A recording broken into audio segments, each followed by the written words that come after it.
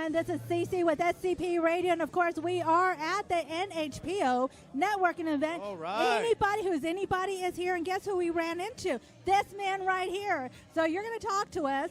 You are running for office. I am. So we're going to get some information about your experience. So you got to tell Houston, Texas, if they haven't heard about you, what you've been doing. Okay? First of all, I want to say thank you for the viewers, SCP Radio, for tuning in. Means a lot.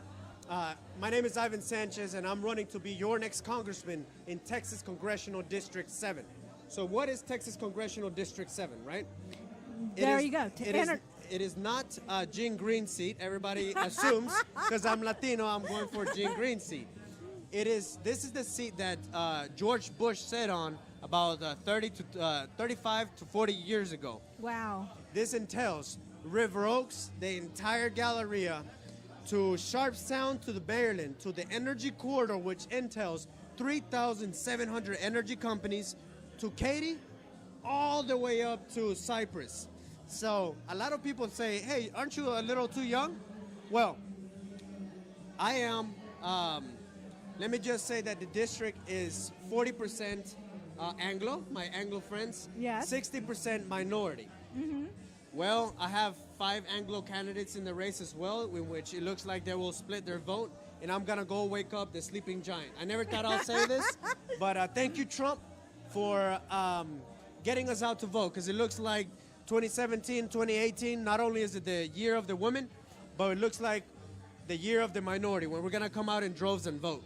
There you go. Now, speaking of your age, we were watching you throughout the event. Everyone's taking pictures, and he's like, he's so young. And like, who is he? He's so young. So how long have you been wanting to run for your congressman position and so forth? I mean, what made you decide to do this?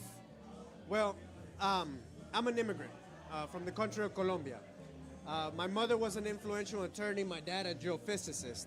And being in Colombia, they didn't really get along with the bad guys when my mom was prosecuting the bad people. So they blew up my mom's office, they kidnapped my dad 4 times, and there's a fax that came through saying next time you put your kids in the school bus, they're not coming back.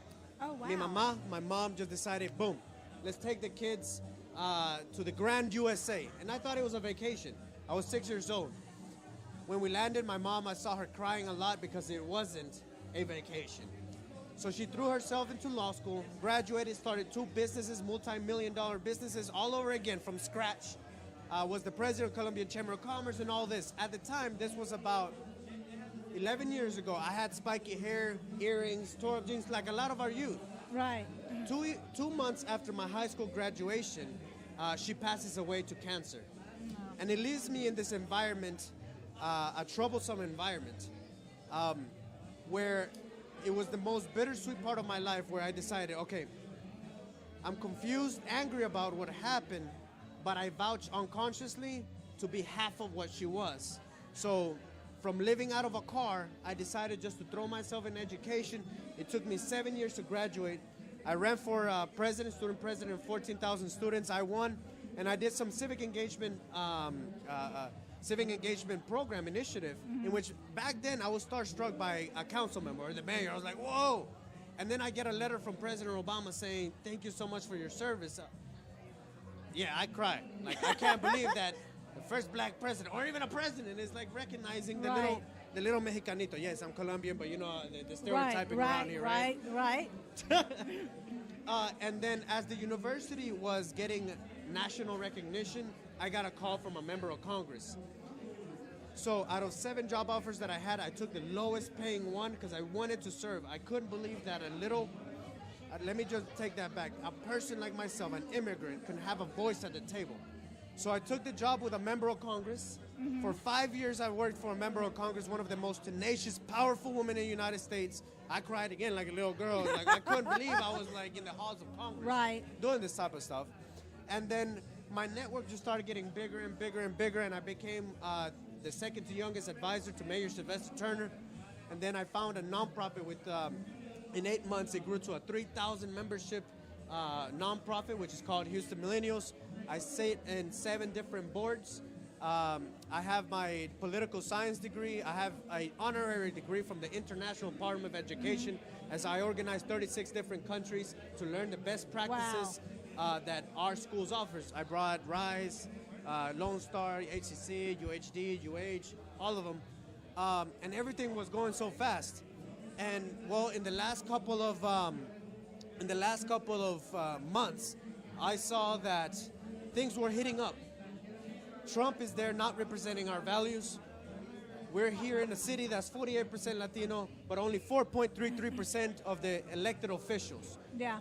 Not only are we suffering socially, but economically. Right. Out of the billions of dollars that the federal government gives and the city gives to contractors on grants or whatever, Latinos get less than 1%. So tell me, how is that fair?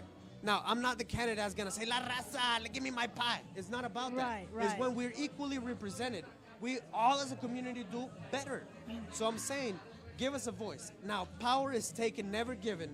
So I didn't ask anybody for permission. I'm a young, passionate person with ethical leadership.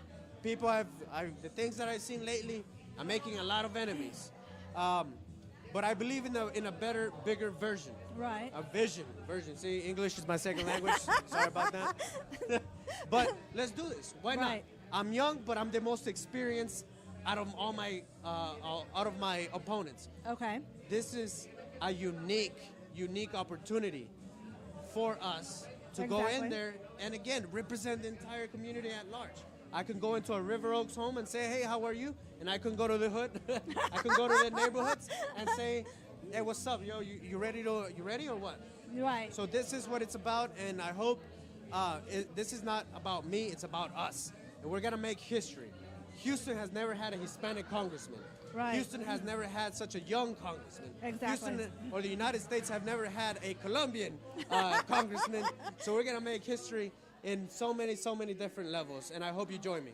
Now, we in the radio business, one of our fellow DJ always quotes this: "We work together, we rise together," and we believe that because our radio station is built on different DJs from different radio stations. We all come together, so we have that same philosophy. So we wish you the best of luck. We truly appreciate it, and good luck to you. Thank you. And let me just say, yes, 2018 is the year of the women. I'm going to fully try to represent those values. Women need more members of Congress in there, so I'm going to do everything to inspire the new generation of women as well. I'm a young person, but we need it. Right now, it's all about resources.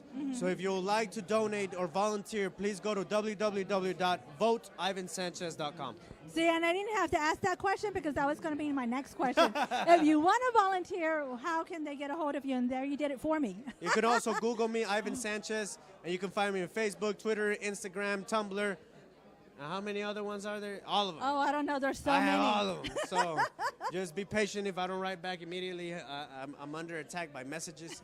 I love the support messages. I love the constructive criticism because I am going to be your servant, and I want to be a servant. So just be patient with me until I get to your message. Thank you so very much. Thank you, Mr. Sanchez, for interviewing with us on SCP Radio. We truly appreciate it. Thank you very much.